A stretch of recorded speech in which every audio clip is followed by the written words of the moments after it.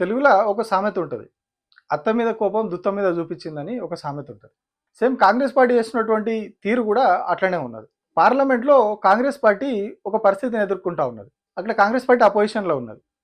కానీ తెలంగాణలో కాంగ్రెస్ పార్టీ అధికారంలో ఉన్నది. సో, అక్కడ వాళ్ళు ఎదుర్కొంటున్నటువంటి అవమానంను, పరిస్థితిని ఇక్కడికొచ్చి ఇంప్లిమెంట్ చేస్తా ఉన్నారు. తెలంగాణలో ఆ పరిస్థితిని ఇంప్లిమెంట్ చేస్తా ఉన్నారు. పార్లమెంట్‌లో రాహుల్ గాంధీ పదే పదే ఒక అంశాన్ని ప్రస్తావిస్తారు. ప్రియాంక గాంధీ కావచ్చు, మిగతా కాంగ్రెస్ ఎంపీలు కావచ్చు, ప్రజా సమస్యల మీద ప్రస్తావించినప్పుడు వాటికి సంబంధించి ఏమైనా డాక్యుమెంట్స్ తీసుకొచ్చి పార్లమెంట్‌లో చూపించినప్పుడు, లోక్సభలో కావచ్చు, అటు రాజ్యసభలో ఉన్నటువంటి కాంగ్రెస్ సభ్యులు, ప్రతిపక్షాల సభ్యులు కావచ్చు, ఎక్కడ కానీ వాళ్ళు చూపించినప్పుడు వాళ్ళను ఆ కెమెరాలో చూపించట్లేదు. ఏవైతే లైవ్ టెలికాస్ట్ చేస్తూ ఉంటాయో ఈ పార్లమెంట్ ఉభయ సభల్ని, ఆ కెమెరాల్లో వీళ్ళని చూపించట్లేదు. వీళ్ళు ఎప్పుడైతే ఒక అంశానికి సంబంధించినటువంటి డాక్యుమెంట్ కానీ, ప్లకార్డ్ కానీ పట్టుకొచ్చి అక్కడ షో చేసినప్పుడు కెమెరా ఆటోమేటిక్‌గా పక్కకు తిప్పేస్తా ఉన్నారు వీళ్ళ మీద నుంచి అని చెప్పి చాలా రోజులుగా ఒక కంప్లెయింట్ ఉంది. అట్లాగే మామూలుగా మాట్లాడేటప్పుడు కూడా ఒక సభ్యుడు మాట్లాడుతున్నప్పుడు దాదాపుగా సభ్యుడిని చూపిస్తారు. మధ్య మధ్యలో అప్పుడప్పుడు ఒక లాంగ్ ఫ్రేమ్ చూపిస్తారు, స్పీకర్‌ని చూపిస్తారు. కానీ లోక్సభలో మాత్రం ప్రతిపక్ష సభ్యుడు మరీ ముఖ్యంగా కాంగ్రెస్‌కు సంబంధించి రాహుల్ గాంధీ కావచ్చు, ఇప్పుడు ప్రియాంక గాంధీ కూడా ఎంటర్ అయింది కాబట్టి ప్రియాంక గాంధీ కావచ్చు, వీళ్ళెవరు మాట్లాడినా కూడా వీళ్ళని చూపించట్లేదు. ఒక కాసేపు వీళ్ళని చూపించి ఎక్కువ సమయం బీజేపీ సభ్యులను చూపించడం, అట్లాగే స్పీకర్ ఫేస్ చూపించడం, ఇది చాలా రోజులుగా జరుగుతూ ఉన్నది. దీని మీద పదే పదే రాహుల్ గాంధీ మాట్లాడుతూ ఉన్నాడు. దీనికి సంబంధించినటువంటి వీడియోలను కూడా ఆయన బయట పెట్టాడు చాలాసార్లు. లోక్సభలో కూడా ఈ అంశాన్ని లేవనెత్తాడు. మొన్న రీసెంట్గా కూడా మన్రేగాకు సంబంధించి జాతీయ ఉపాధి హామీ పథకం పేరు మార్చిన సందర్భంలో వీళ్ళు గాంధీజీ ఫోటోలు తీసుకొని లోక్సభలోకి వెళ్తే ఆ గాంధీజీ ఫోటోలను కూడా వాళ్ళు చూపించలేదు. కెమెరాలో చూపించకుండా వాళ్ళు జస్ట్ ఇట్లా ఫోటో పైకనంగానే కెమెరా తిప్పేయడం, ఫోటో పైకనంగానే కెమెరా తిప్పేయడం, ఇదే జరిగింది లోక్సభలో. సో అక్కడ కాంగ్రెస్ పార్టీ ఇట్లాంటి అవమానాన్ని ఎదుర్కొంటా ఉన్నది. ఏ ప్రజా సమస్యల మీద మాట్లాడినా వాళ్ళని చూపించట్లేదు, ప్రభుత్వాన్ని విమర్శించినా కూడా వాళ్ళని చూపించట్లేదు. సో సేమ్ థింగ్ ఇప్పుడు మన తెలంగాణలో కూడా జరుగుతూ ఉంది, తెలంగాణ అసెంబ్లీలో కూడా జరుగుతూ ఉంది. నిన్న మొన్నటి వరకు తెలంగాణ అసెంబ్లీ సమావేశాలు జరిగాయి. సేమ్ అసెంబ్లీ సమావేశాల్లో కూడా సేమ్ పరిస్థితి. ప్రధాన ప్రతిపక్షం ఒకటి రెండు రోజులే ఉన్నది. ఆ తర్వాత బయటికి వెళ్ళిపోయింది, వాకౌట్ చేసి వెళ్ళిపోయింది, సెషన్ని బహిష్కరించింది. ఆ ఉన్నప్పుడు కూడా వాళ్ళు మాట్లాడుతున్నప్పుడు కెమెరాలన్నీ కూడా అధికార పక్షాన్ని చూపించడం, లేదు అంటే స్పీకర్ని చూపించడం. మనం హరీష్ రావు మాట్లాడిన సందర్భంలో కావచ్చు, కొందరు బీఆర్ఎస్ పార్టీ మహిళా ఎమ్మెల్యేలు మాట్లాడిన సందర్భంలో కావచ్చు చూసినాం మనం. మూసీకి సంబంధించి చర్చ జరుగుతున్న సమయంలో ముఖ్యమంత్రి మాట్లాడినప్పుడు, అధికార పార్టీకి సంబంధించిన వాళ్ళు మాట్లాడుతున్నప్పుడు, మంత్రులు మాట్లాడుతున్నప్పుడు ఎంతసేపు వాళ్ళని చూపించారు కెమెరాల్లో, వీళ్ళు మాట్లాడుతున్నప్పుడు ఎంతసేపు స్పీకర్ని చూపించారు అనేది ఆ లైవ్ ఫుటేజ్ని మనం చూడొచ్చు. అసెంబ్లీ లైవ్ ఫుటేజ్లో చూస్తే మనకు క్లియర్గా విషయం అర్థమైపోతుంది. ఏదైతే అక్కడ అవమానం వీళ్ళు ఎదుర్కొంటా ఉన్నారో ఇక్కడ అదే అవమానం చేస్తూ ఉన్నారు. సో ఇది ఇక్కడికే ఆగిపోలేదు, కొత్తగా ఇంకొక టెక్నిక్ వాడుతూ ఉన్నారు. ప్రభుత్వాన్ని విమర్శించినప్పుడు, ప్రభుత్వానికి కొంచెం గట్టిగా హార్ష్గా మాట్లాడినప్పుడు ఇంకొక కొత్త ప్లాన్ చేసిర్రు, కొత్త ఆలోచన చేసిర్రు. అదేందో అక్బరుద్దీన్ ఓవైసీ మాటల్లో విందాం. Sir, from last 3 to 4 days, I have been speaking on various subjects. Through you, I would like to bring to the notice of Honorable Minister for Legislative Affairs, sir. Sir, selectively, the video and my speech which is released, few points are getting deleted from it and getting it released outside. Sir, it is so sad, sir. Sir, now through you, I would like to ask on, ये ऐसे चीजें हैं sir, और इसको बराबर हिसाब किताब से डिलीट कर रहे हैं सर. मैं स्पीकर साहब आपसे भी बोलूंगा सर, आप देखिए sir.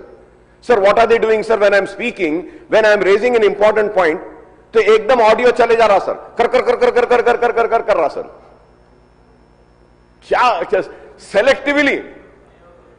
Sir, if it happens once, it is I can understand. If it happened twice, I can still understand. If it happens thrice, I can understand. कल भी हुआ सर, अब पता नहीं अभी भी हो रहा है नहीं हो रहा नहीं मालूम.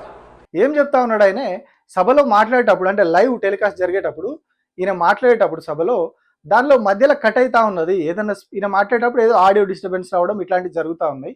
ఎందుకు ఇట్లా చేస్తూ ఉన్నారు, దీని మీద అసెంబ్లీ వ్యవహారాల శాఖ మంత్రి చూడాలి, దీని మీద చర్యలు తీసుకోవాలి. అంటే మీకు కావాల్సిన దాన్ని మీరు కట్ చేసి బయటికి ఇచ్చుకోవడం, మేము మాట్లాడిన కీలకమైన అంశాలను బయటికి వెళ్లకుండా మీరు ఆ సమయంలో డిస్టర్బెన్స్ చేస్తూ ఉన్నారు వీడియోని, ఆడియోని అని చెప్పి అక్బరుద్దీన్ ఓవైసీ అసెంబ్లీలో మాట్లాడతాడు. కానీ ఇది కేవలం అక్బరుద్దీన్ ఓవైసీకి వచ్చినటువంటి పరిస్థితే కాదు. చివరకు మండలి చైర్మన్గా ఉన్నటువంటి గుత్తా సుఖేందర్ రెడ్డి కూడా ఇట్లాంటి పరిస్థితిని ఎదుర్కొన్నాడు. వాస్తవానికి దీనికంటే ముందే గుత్తా సుఖేందర్ రెడ్డి మాట్లాడినప్పుడు ఇట్లాంటి సమస్య వచ్చింది. గుత్తా సుఖేందర్ రెడ్డి ప్రస్తుతం ప్రభుత్వంలోనే ఉన్నాడు, కాంగ్రెస్ పార్టీలోనే ఉన్నాడు, మండలి చైర్మన్గా ఉన్నాడు, ఆయన కాంగ్రెస్ పార్టీలో ఉన్నాడు. సో ఆయన మొన్న ట్రాన్స్ఫార్మర్లకు సంబంధించి కాంగ్రెస్ పార్టీని విమర్శించాడు. ట్రాన్స్ఫార్మర్లను సరిగా వీళ్ళు పట్టించుకుంటలేరు, వాటిని రిపేర్ చేస్తలేరు, రైతులు సొంత డబ్బులు పెట్టి రిపేర్ చేసుకుంటూ ఉన్నారు, రైతులు ఇబ్బందులు పడతా ఉన్నారు అని చెప్పేసి ఆయన మాట్లాడతాడు. సో ఆయన ఈ విషయాలు మాట్లాడుతున్న సమయంలో పదే పదే ఆడియో డిస్టర్బెన్స్ వస్తుంది. ఆయన మాట్లాడుతున్నప్పుడు ఆటోమేటిక్గా వీడియో చిన్న, అప్పటి వరకు మంచి హెచ్డి క్వాలిటీ తోటి వీడియో వస్తూ ఉంటుంది. సడన్గా ఆయన మాట్లాడడం స్టార్ట్ చేసిన తర్వాత ఆడియో కట్ అయిపోతూ ఉంటుంది, వీడియో కట్ అయిపోతూ ఉంటుంది. మధ్యలో సాక్ష్యం కూడా కాదు, నేనే స్వయంగా ఫోన్ చేసి ఎస్సీకి, మన సబ్ స్టేషన్కి సంబంధించినటువంటి ఏఈకి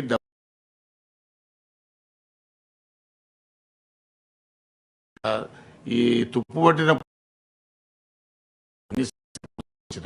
ఎక్కడో ఒక దగ్గర మధ్యలో పొలాలలో ఉన్నటువంటి వాటిని తీయడం పెట్టడం, అవి ఓన్లీ ప్రభుత్వాన్ని విమర్శిస్తే, ప్రభుత్వాన్ని తప్పుపడితే ఆడియో వీడియో కట్ చేయడం అనే టెక్నిక్ని వీళ్ళు వాడుతూ ఉన్నారు. లోక్సభలో ఏదైతే కెమెరా తిప్పేయడం వాడిరో వీళ్ళు తెలంగాణలో ఇంకా కొంచెం అడ్వాన్స్ అయ్యారు అన్నట్టు. కేవలం కెమెరా తిప్పేయడమే కాదు, ఆడియో వీడియోని కూడా డిస్టర్బ్ చేయడం అనేది వీళ్ళు కొత్త టెక్నిక్ వాడుతూ ఉన్నారు. లైవ్ ఫుటేజ్ అక్కడి నుంచి అసెంబ్లీలో జరిగిన అన్ని బయటకు వచ్చేది అది ఒకటే లైన్ ఉంటుంది, వేరే దేని ద్వారా కూడా అసెంబ్లీలో లైవ్ రాదు. అసెంబ్లీలో వీళ్ళు ఓన్గా పోయి మీడియా కెమెరాలు పెట్టడానికి లేదు. లోపల జరిగే కార్యకలాపాలన్నీ కూడా అసెంబ్లీ నుంచి వచ్చే వాళ్ళు అధికారికంగా ఇచ్చే ఫీడ్ మాత్రమే తీసుకోవాలి. సో అందులోనే ఆడియో డిస్టర్బెన్స్ చేస్తే అసలు విషయం అనేది బయటికి రాదు.